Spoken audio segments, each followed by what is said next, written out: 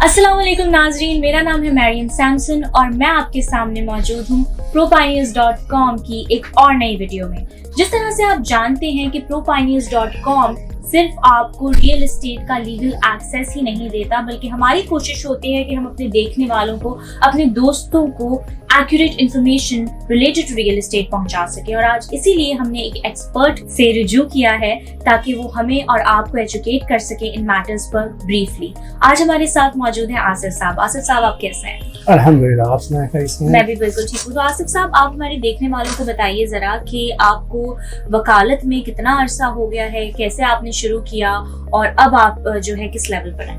देखिए, मुझे इस वक्त इस प्रैक्टिस करते हुए कोई अराउंड 22 इयर्स हो चुके हैं। That's great. और 2015 से हमारी लॉ फर्म हमने रजिस्टर्ड की। राइट नाउ मेरे पास कोई 18 के करीब वकील हैं जो हमारी फर्म में काम कर रहे हैं। हम ऑल राउंड प्रैक्टिस करते हैं। सिर्फ हमारे पास कस्टम की साइड की प्रैक्टिस हम नहीं कर रहे, बाकी तमाम मामला देखते हैं। मेन पोर्टफोलियो हमारा जो है वो सिविल साइड का है और उसी पे ज़्यादा हमारा काम है। इसके अलावा रेस्ट ऑफ जो भी फील्ड्स हैं उन पे भी हम काम कर रहे हैं। That's really great. तो आसिफ साहब, आप मुझे बताइए कि जब रियल एस्टेट की बात होती है पाकिस्तानी लॉज के हवाले से, कि पाकिस्तान में जब कोई शख्स जो है रियल एस्टेट खरीदना चाहे तो वो किन लॉज को मद्देनजर रखे, क्या डॉक्यूमेंटेशंस वो चेक करे, एक ले मैन के लिए आप क्या बताना चाहेंगे? देखिए, एक आम आदमी के लिए ज़रूरी है कि जब कोई प्रॉपर्टी ख़रीद रहा हो तो ज़्यादा बेहतर है कि वो फॉर द टाइम बीइंग अपने चंद पैसों की खातिर ज़ाती तौर पे उस चीज़ को लेने से बेहतर है किसी लीगल कंसल्टेंट को ज़रूर इंगेज करे, ताकि वो उसकी तमाम चीज़ों को बखूबी वेरीफाई कर सकें। लेकिन हमारे यहाँ अनफॉर्चुनेट ये सिलसिला होता नहीं। अच्छा, अगर कोई शख्स बाय सेल्फ उसको वेरीफाई करना चाहता है तो उसकी आसानी के लिए बेहतर है कि अगर कोई बिल्डिंग बन रही है और वो उसका कोई सौदा कर रहा है और उसकी प्रॉपर्टी के जो टाइटल डॉक्यूमेंट्स हैं उसको कंसर्न अथॉरिटीज़ से वेरीफाई करवा लें और SBCA से उस बिल्डिंग की अप्रूवल जो है वो वेरीफाई करवा ले कि आया वो अप्रूव्ड है भी कि नहीं है। और जब उन तमाम चीज़ों को देख ले और टाइटल देख ले जिससे वो ख़रीद रहा है कि उसके पास आया टाइटल है भी कि नहीं, कि वो बेच सकता है कि नहीं बेच सकता। जब इन तमाम चीज़ों को वेरीफाई कर ले तो फिर वो उसके बाद उस डील को आगे बढ़ाए। और उसके लिए भी उसको चाहिए कि एक पब्लिक नोटिस ज़रूर दे अखबार के अंदर कि जी अगर किसी को इस प्रॉपर्टी को ख़रीदने में मेरे किसी को एतराज़ है, कोई भी ऑब्जेक्शन है, तो वो आए और हमें जो है उसके से रब्ता करे।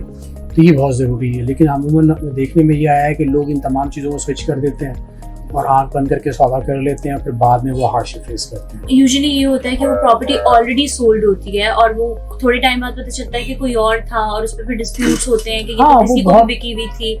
इस तरह के मामला में बहुत सारे ऐसे मामला देखने आए हैं कि जनाब बिल फर्ज देखते प्रॉपर्टी का ऑनर कोई और है और बेच किसी ने किसी और को दिया।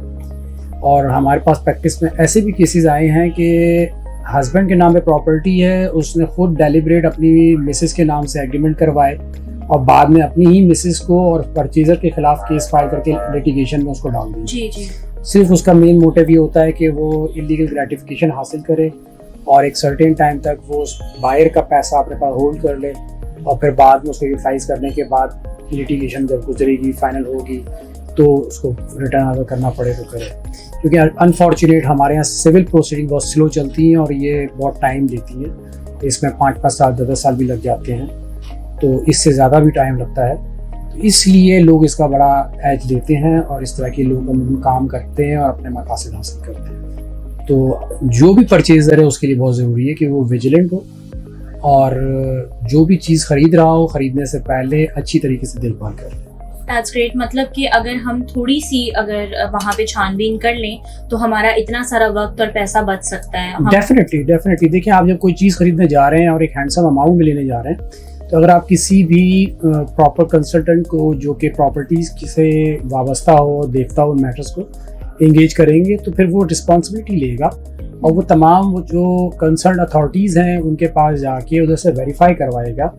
जैसे कि प्रॉपर्टी के सर्च सर्टिफिकेट निकलवाए जाते हैं, फिर SBCA से अगर अप्रूवल है तो अप्रूवल की वेरिफिकेशन की जाती है। टाइटल को वेरीफाई करने के बाद, तमाम चीज़ों को देखने के बाद फिर वो आगे आपको मशवरा देगा कि आप इस चीज़ में हाथ डालें कि ना डालें। That's great. और ये तो आपने बता दिया कि जब कोई खरीदने जाए, इसके अलावा जब कोई बेच रहा है अपनी प्रॉपर्टी, उसके लिए आप क्या इंस्ट्रक्शंस या कुछ भी टिप्स देंगे? देखिए, जब कोई बंदा अपनी प्रॉपर्टी मार्केट में सेल करने जाता है तो उसके पास एक तो ये होता है कि बाय सेल्फ उसको बेचता है या फिर किसी रियल एस्टेट एजेंट को एंगेज करता है। बाय सेल्फ बेचता है तो जो भी परचेजर आता है तो असल तो वो आपसे डेफिनेटली एक रिटन एग्रीमेंट करता है। उस एग्रीमेंट्स में आप टर्म्स एंड कंडीशंस पहले से ही इंडल्ज करते हैं और मोस्टली हमारे यहाँ जो रूटीन प्रैक्टिस है 90 डेज़ का पीरियड होता है या 120 डेज़ का पीरियड होता है। लेकिन ये टोटली डिपेंड करता है कि बिटवीन दी पार्टीज़ क्या टर्म्स एंड कंडीशंस सेटल हो रही हैं। बाज़ औक़ात ऐसा भी होता है कि रियल एस्टेट एजेंट्स जो हैं वो एक ओपन एग्रीमेंट कर लेते हैं और फिर उसके बाद जो सेलर होता है वो उसके लिए कॉम्प्लिकेशंस हो जाती हैं। तो उसको चाहिए कि जब वो एग्रीमेंट करने जाए तो वो ओपन एग्रीमेंट की तरफ ना जाए, वो किसी पर्टिकुलर शख्स के साथ एग्रीमेंट करे ताकि कल को अगर कोई क्लॉज वायलेट होती है तो वो उसके खिलाफ लिटिगेशन इनिशिएट कर सके। Okay, that's great. इसके अलावा सर मुझे बताइएगा कि हमारे पाकिस्तान में कह लें, कराची में कह लें, लैंड ग्रैबिंग माफिया जो है वो काफ़ी एक्टिव है, तो किस तरह से जो है इसको अवॉइड किया जा सकता है? किसी लेमैन के लिए पाकिस्तानी कवानीन इसके बारे में क्या कहते हैं? किस तरह से जो है कोई भी शख्स जब वो प्रॉपर्टी खरीदता है किस तरह से विजिलेंट रह सकता है कि उसको ऐसे जो है सूरत हाल का सामना ना करना पड़े? देखिए, मेरा इस बारे में बहुत लाउड एंड क्लियर मैसेज होता है हर शख्स के लिए कि जब कोई चीज़ आपको मार्केट प्राइस से नीचे मिलती है यानी कि अंडर प्राइस मिलती है तो डेफिनेटली वहाँ कुछ ना कुछ होता है, there is something wrong. Exactly. तो आप उस चीज़ को नोटिस करें और आपको जब पता है कि चीज़ की अंडर प्राइस आ रही है तो कोई ना कोई मसला ज़रूर है। अगर आप लालच में आ जाते हैं और लालच में आके ऐसी चीज़ किसी चीज़ में हाथ डालते हैं तो उसके कॉन्सिक्वेंसेस पर आपको देखने पड़ सकते हैं। अच्छा, लॉस की आपने बात की कि लॉस देखिए हमारे जितने भी हैं वो हमेशा प्रोटेक्शन के लिए बनते हैं जी। कहीं पे भी लॉ लैंड ग्रैबर को प्रोटेक्ट नहीं करता, लेकिन हमारे यहाँ बाज़ औक़ात ऐसी काली भेड़ें होती हैं डिपार्टमेंट्स के अंदर जो लैंड ग्रैबर्स को अपनी इलीगल ग्रेटिफिकेशन के लिए और इस तरह की चीज़ों के लिए वो फॉर द टाइम भी एक शेल्टर देती हैं, शील्ड प्रोवाइड करती हैं और उसका एज हासिल करती हैं। और उससे होता यही है कि हमारे कुछ जो मासूम लोग होते हैं वो हार्डशिप फेस करते हैं। रिसेंटली भी आपने देखा मैसला टावर का कि जो बायस थे वो इनोसेंट थे लेकिन उन्होंने हार्डशिप फेस की सिर्फ उन लोगों की वजह से, उन काली भेड़ों की वजह से जिन्होंने इलीगल ग्रेटिफिकेशन हासिल करके फॉर द टाइम भी परमिशंस ग्रांट कर दी, तमाम चीज़ें दे दी और बाद में वो जो हुआ वो आप सबके सामने है। बिल्कुल।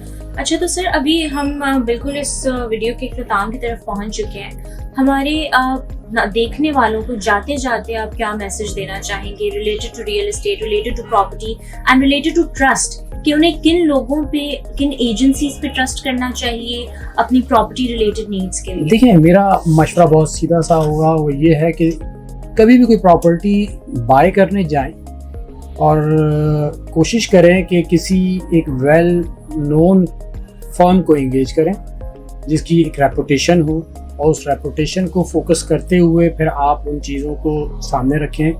अगर कोई ऐसी रेपुटेशन के हामिल लोग हैं जो ऑलरेडी पहले उनका बैकग्राउंड ऐसा रहा है कि वो पास प्रैक्टिस ऐसी कर चुके हैं जिसकी वजह से लोगों को हार्डशिप हुई, लोगों का कैपिटल जो है वो ज़ाया हुआ, तो ऐसे लोगों से अवॉइड करें।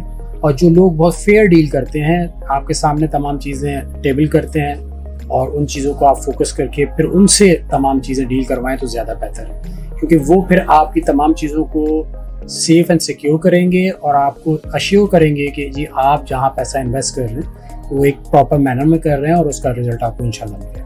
That's great. Thank you so much Asif साहब आपके वक्त का। आपसे हम दोबारा एक और वीडियो के लिए ज़रूर रिज्यू करेंगे।